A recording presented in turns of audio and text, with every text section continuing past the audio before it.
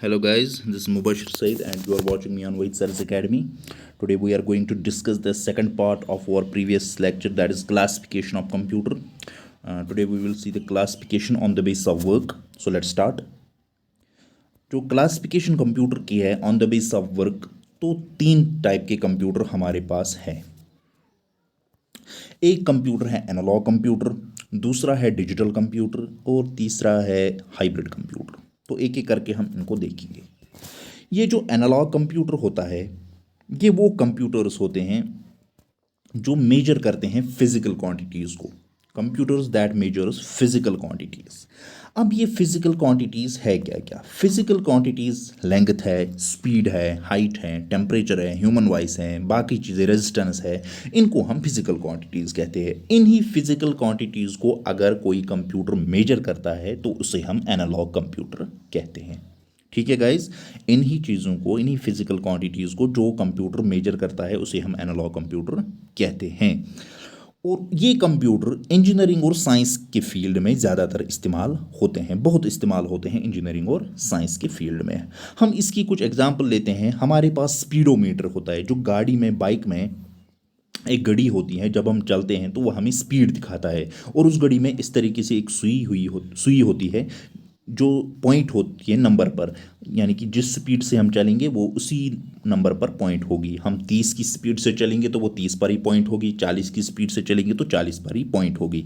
वही सुई पॉइंट होगी है, उसी के हिसाब से हम बताते हैं कि हमारी स्पीड 40 है, 50 है, 60 किलोमीटर पर आवर है, इस तरीके से है। तो ये एग्जाम्पल है एनालॉग कंप्यूटर्स की।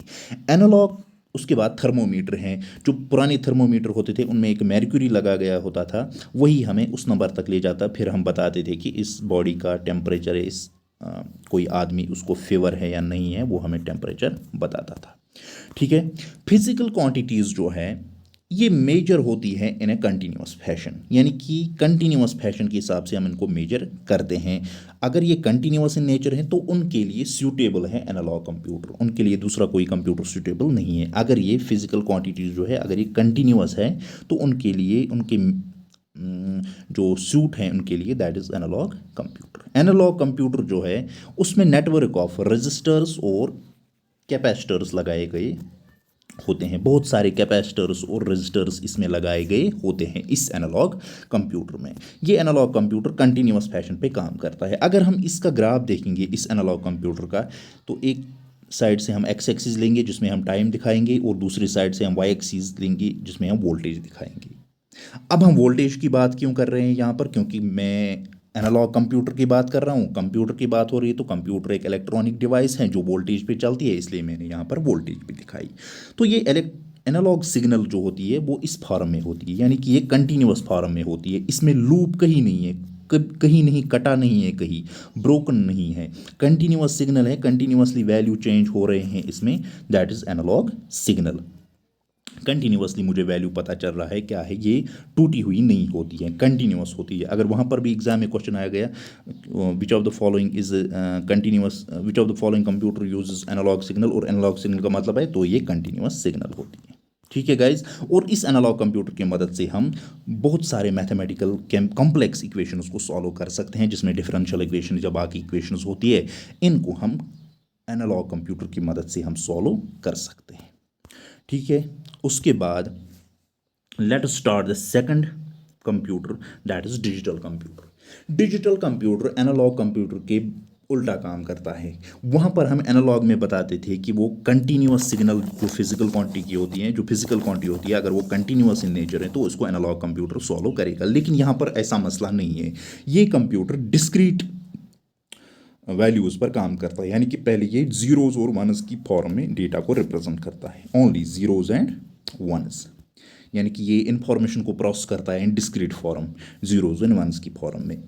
हाँ, एक चीज़ है, इसकी स्पीड जो होती है वो एनालॉग कंप्यूटर्स की बनस्बत ज़्यादा होती है। इसमें मेमोरी स्पेस भी ज़्यादा होती है, इसलिए इसमें हम लार्ज अमाउंट ऑफ डेटा को स्टोर कर सकते हैं। किसमें? डिजिटल कंप्यूटर में। यानी कि इसकी स्पीड भी एनालॉग से ज़्यादा होती है और इसमें बहुत सारी मेमोरी स्पेस होती है, इसलिए हम इसमें ज़्यादा डेटा को स्टोर कर सकते हैं। इसमें क्या होता है, ये दो चीज़ों पर काम करता है, यानी कि situation is on end of. ठीक है। ऑन सिचुएशन जब होगी, जब इसमें 1 वैल्यू होगा तब ऑन होगा ये कंप्यूटर, जब इसमें वैल्यू 0 होगा तब ऑफ सिचुएशन ये दिखाएगा। ठीक है। On represents 1 end of represents 0। ठीक है। उसके बाद अगर कुछ एग्जांपल्स, बहुत सारी एग्जांपल्स हैं, हम लैपटॉप जो है वो डिजिटली चलते हैं, डिजिटल कंप्यूटर हैं, डिजिटल कैमरा है, या बहुत सारी चीज़ें हैं। और इन डिजिटल कंप्यूटर्स में हम लॉजिक गेट्स और इसके अलावा माइक्रो प्रोसेसर्स का यूज़ करते हैं। माइक्रो प्रोसेसर्स, लॉजिक गेट्स जो है वो हमें पढ़ने हैं जब हम बेसिक इलेक्ट्रॉनिक्स पढ़ेंगे, उसमें हमें लॉजिक गेट्स, उसकी टाइप्स, ट्रुथ टेबल, बाकी चीज़ें हमें एक्सप्लेन करनी है अच्छे से जब हम बेसिक इलेक्ट्रॉनिक्स स्टार्ट करेंगे। और माइक्रो प्रोसेसर्स मैंने आपको सेकंड जनरेशन ऑफ कंप्यूटर में उसके बारे में ओवरव्यू दे दिया था। ठीक है। अगर हम इसका ग्राफ देखेंगे, इस वाली डिजिटल कंप्यूटर का डिजिटल सिग्नल का ग्राफ देखेंगे, तो यहाँ पर एक्स एक्सिस की साइड हम टाइम दिखाते हैं और वाई एक्सिस की साइड हम वोल्टेज को दिखाते हैं। तो ये इस फॉर्म में होती हैं।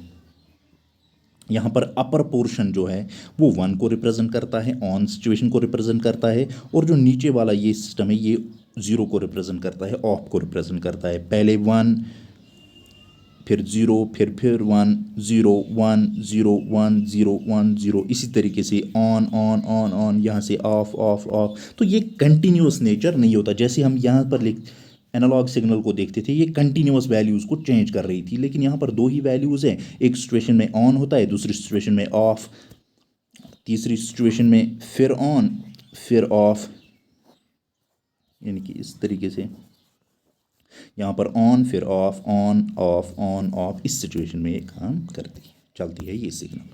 ठीक है गाइज। उसके बाद हम थर्ड टाइप ऑफ कंप्यूटर उसमें जो होता है that is hybrid computer. Hybrid computer क्या होता है, इसमें कम्बिनेशन होती है दोनों कंप्यूटर्स की, मिक्सिंग होती है थोड़ी थोड़ी सी। इसमें एनालॉग कंप्यूटर का भी कुछ होता है और डिजिटल कंप्यूटर का भी कुछ होता है।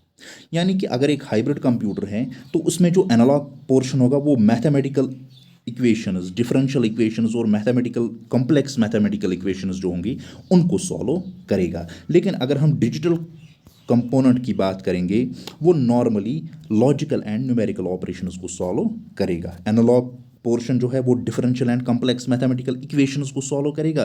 तो यहाँ पर जो डिजिटल कंपोनेंट है that normally serves as a controller and provides logical and numerical operations वो प्रोवाइड करता है। ठीक है गाइज। उसके बाद अगर हम इस डिजिटल कंप्यूटर की कुछ एग्जाम्पल्स देखेंगे तो हमारे पास ईसीजी, इलेक्ट्रोकार्डियोग्राम, यूएसजी मशीन या डिफेंस सिस्टम्स में इस्तेमाल होता है, उसकी कंप्यूटर्स वो हाइब्रिड कंप्यूटर्स है। ईसीजी में ये कैसे काम करता है, ईसीजी जो होता है इलेक्ट्रोकार्डियोग्राम, तो उसमें क्या होता है, उसमें 12 से, उस ईसीजी में 12 से 13 सेंसर्स लगाए गए होते हैं। वो सेंसर्स क्या काम करते हैं, वो सेंसर्स बॉडी सिग्नल को पिक करते हैं और उसके बाद इनको ट्रांसलेट करते हैं डिजिटल डेटा में। ठीक है। यानी कि जो उसमें 12 से 13 सेंसर्स लगाए गए होते हैं, वो सेंसर्स पिक करते हैं बॉडी सिग्नल को और ट्रांसलेट करते हैं उनको डिजिटल डेटा में। वो डिजिटल डेटा फिर प्रोसेस होता है कंट्रोलर से और आउटपुट हमारा जनरेट होता है in the form of ECG, electrocardiogram की फॉर्म में हमारा आउटपुट जनरेट होता है। जो बॉडी सिग्नल्स होती है वो एनालॉग होती है इन नेचर, जो बॉडी सिग्नल्स होती हैं वो एनालॉग इन नेचर होती हैं, और जो आउटपुट वहाँ पर जनरेट होता है वो एनालॉग और डिजिटल दोनों होता है। उसकी बुनियाद पर हम कहते हैं कि जो ईसीजी है वो हाइब्रिड कंप्यूटर है। वो हाइब्रिड कंप्यूटर से होता है क्योंकि उसमें बॉडी सिग्नल्स एनालॉग होती है और जो आउटपुट हमें मिलता है that is both analog and digital form. इसलिए हम ईसीजी मशीन को हम डिजिटल कंप्यूटर कहते हैं। उसके बाद हमारे पास यूएसजी मशीन है, अल्ट्रासोनोग्राफी। उसमें क्या काम होता है, हमारे पास जो यूएसजी मशीन होती है उसमें एक ट्रांसड्यूसर होता है, ट्रांसड्यूसर होता है। अल्ट्रासोनोग्राफी उसमें यानी कि ये जो फ्रीक्वेंसी इमिट करता है वो हाई फ्रीक्वेंसी होती है, बहुत हाई फ्रीक्वेंसी होती है, that is about 20 kilo hertz, 20,000 hertz से ज़्यादा होती है। जब वो एमिट करता है ट्रांसड्यूसर, तो यहाँ पर जिसको अल्ट्रासोनोग्राफी करनी होती है यहाँ पर एक ऑब्स्टिकल आती है। वो ऑब्स्टिकल उन फ्रीक्वेंसीज को रुकाती है और उनको वापस भेजती है। वो उस ऑब्स्टिकल के साथ फिर वापस जाती है, बैक जाती है, और यहाँ से बैक जाने के बाद यही ट्रांसड्यूसर उनको पिक करता है और उनको फिर भेजता है प्रोसेसिंग के लिए। जब इन सिग्नल्स को, इन हाई फ्रीक्वेंसी वेव्स को प्रोसेसिंग के लिए भेजा जाता है, फिर ये जनरेट आउटपुट करती है इन इमेज फॉर्म। वहाँ पर ये आउटपुट जनरेट करती है इन इमेज फॉर्म। ठीक है, हमें पता चलता है कि अल्ट्रासोनोग्राफी मशीन जो है ये हाफ डिजिटल है फिर और हाफ एनालॉग है। तो उसकी बुनियाद पर हम कहते हैं ना ये डिजिटल है ना एनालॉग है, इसको हम हाइब्रिड की कैटेगरी में रखते हैं। हम इसको हाइब्रिड की कैटेगरी में रखते हैं, यानी कि ये हाफ पोर्शन इसका जो दिखाता है वो एनालॉग कंप्यूटर की खुसूसियत दिखाता है, हाफ पोर्शन डिजिटल कंप्यूटर की खुसूसियत दिखाता है, इसलिए हम इसको हाइब्रिड की फॉर्म में, हाइब्रिड कंप्यूटर में रखते हैं। ये इमिट करता है, ट्रांसड्यूसर होता है इसमें, वो इमिट करता है हाई फ्रीक्वेंसी वेव्स। यहाँ पर एक आदमी होता है जो ओबस्टिकल बनता है और ओबस्टिकल से वो वेव्स वापस जाती हैं, यहाँ पर पीक होती है वो वेव्स, और जो ही पीक होती है उनको प्रोसेसिंग के लिए भेजा जाता है और वहाँ पर उसका आउटपुट जो है वो इमेज की फॉर्म में जनरेट होता है। इसलिए हम कहते हैं ये भी क्या है, इस फॉर्म में। उसके बाद डिफेंस में कहाँ इस्तेमाल होता है? डिफेंस में जो ही हम, ये दो कंट्रीज़ हैं सपोज़, कंट्री 1 कंट्री 2, यहाँ से कंट्री 2 से कोई एरोप्लेन या फाइटर जेट इस कंट्री की एरोस्पेस को वायलेट कर रहा है, एयर स्पेस को वायलेट कर रहा है, तो इस कंट्री में क्या होता है, एंटी डिफेंस, एंटी एयर, जो anti missile systems, anti aircraft systems लगाए गए होते हैं। वो क्या करते हैं, वो कंटिन्यूसली वेव्स को भेजते हैं और यहाँ से वो टकराए के वापस आ जाएंगे सिस्टम पर। जो ही वो टकरा के वापस आ जाएंगे, यहाँ पर कंप्यूटर्स लगाए गए होते हैं, तो both analog and digital computers लगाए गए होते हैं। फिर वो यहाँ से एंटी एयरक्राफ्ट मिसाइल फायर करते हैं और उसको गिराते हैं। तो यहाँ पर भी दोनों टाइप, एनालॉग कंप्यूटर्स जो सिग्नल भेजते हैं और डिजिटल कंप्यूटर्स जो फिर रेस्पॉन्ड करते हैं और मिसाइल सिस्टम को एक्टिवेट करते हैं, तो दोनों सिस्टम लगाए गए होते हैं। इसलिए हम कहते हैं कि डिफेंस सिस्टम में भी हाइब्रिड कंप्यूटर्स ही इस्तेमाल होते हैं।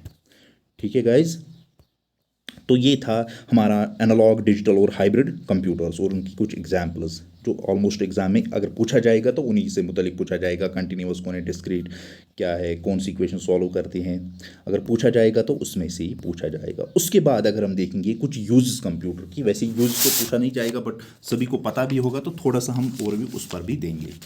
यूजेस क्या है इस कंप्यूटर की, कंप्यूटर कहाँ पर यूज़ होता है। तो हमें पता है पहली यूज़ जो कंप्यूटर की है वो एजुकेशन की फील्ड में इस्तेमाल होता है। हमारे पास जो आजकल स्मार्ट क्लासरूम्स हैं, लास्ट के ज़माने में ऑलमोस्ट 5-6 साल पहले हम ब्लैक बोर्ड्स पर लिखते थे चाक से, तो आजकल ऐसा नहीं है। आजकल हमारे पास स्मार्ट क्लासरूम्स हैं, या हम ऑनलाइन एजुकेशन प्रोवाइड करते हैं, तो वो भी कंप्यूटर की बुनियाद पर हम करते हैं। क्लासरूम्स को स्मार्ट किया हमने, या एजुकेशन में हम कंप्यूटर से रिसर्च में हमें मदद मिलती है। I think gone are the days when we go to the library, और लाइब्रेरी में बहुत सारा टाइम स्पेंड करके बुक्स पे वहाँ देखना, वहाँ बुक्स करना। आजकल हमारे पास कंप्यूटर है, एक क्लिक करके हम बहुत सारी इंफॉर्मेशन हासिल कर सकते हैं। ठीक है, उसके बाद इन कंप्यूटर्स को मेडिसिन या हॉस्पिटल, बाकी हेल्थ की सिस्टम्स में इस्तेमाल किया जाता है। हम इसमें मेडिकल रिकॉर्ड, मेडिकल हिस्ट्री, या दवा कितनी है हमारे पास, उनका स्टॉक कितना है, वो हम इसमें रिकॉर्ड कर सकते हैं। या कोई पेशेंट जो होता है जिनकी सर्जरी चल रही होती है, इनको कंटिन्यूसली हमें मॉनिटर करना पड़ता है। हमें देखना पड़ता है कि उसका ब्लड प्रेशर ठीक है, उसकी हार्ट बीट ठीक है, तो उसके लिए मशीन लगाई गई होती है जो कंप्यूटर ही होते हैं, जो हमें हर पल उसकी इन्फॉर्मेशन देते हैं। तो वहाँ पर भी इस्तेमाल होता है। बैंक्स में भी इस्तेमाल होते हैं ये कंप्यूटर्स। कुछ साल पहले हम बैंक्स में जो रिकॉर्ड करते थे वो रजिस्टर्स में रिकॉर्ड करते थे, लेकिन आजकल ऐसा नहीं है। हज़ारों लाखों की ट्रांजैक्शन दिन में होती है और वो इसी कंप्यूटर में रिकॉर्ड होती हैं, उसी कंप्यूटर की मदद से हम करते हैं। उसके बाद ऑफिस में रिकॉर्ड होती हैं। ऑफिस में हमारे पास डेटा होता है लोगों का, या बाकी चीज़ें होती हैं, तो ऑफिस में MS वर्ड, MS ऑफिस हम इस्तेमाल करते हैं। इनमें भी हम रिज्यूम्स, बाकी चीज़ सब कुछ लिखते हैं, तो यहाँ पर भी इस्तेमाल होता है। और अगेन डिफेंस में इस्तेमाल होते हैं कंप्यूटर्स। डिफेंस सिस्टम में भी हमें, यानी कि अगर कोई हमला करेगा, इनकमिंग मिसाइल होगा, उसको ट्रैक करने के लिए भी हम सुपर कंप्यूटर्स या बाकी कंप्यूटर्स का इस्तेमाल करते हैं। तो ये भी एक उसका यूज़ है। बहुत सारी यूज़ हैं, ये 2-4 मैंने लिखे, लेकिन उसके अलावा भी बहुत सारे हज़ारों यूज़ हैं कंप्यूटर के जो डे टू डे लाइफ में हम इस्तेमाल करते हैं। ठीक है गाइज, तो ये था आज का लेक्चर। तो टुमारो हम दूसरा पोर्शन स्टार्ट करेंगे। तो ये थोड़ा सा बेसिक था, तो अगर आपको पसंद आएगा तो लाइक करें। Thank you very much.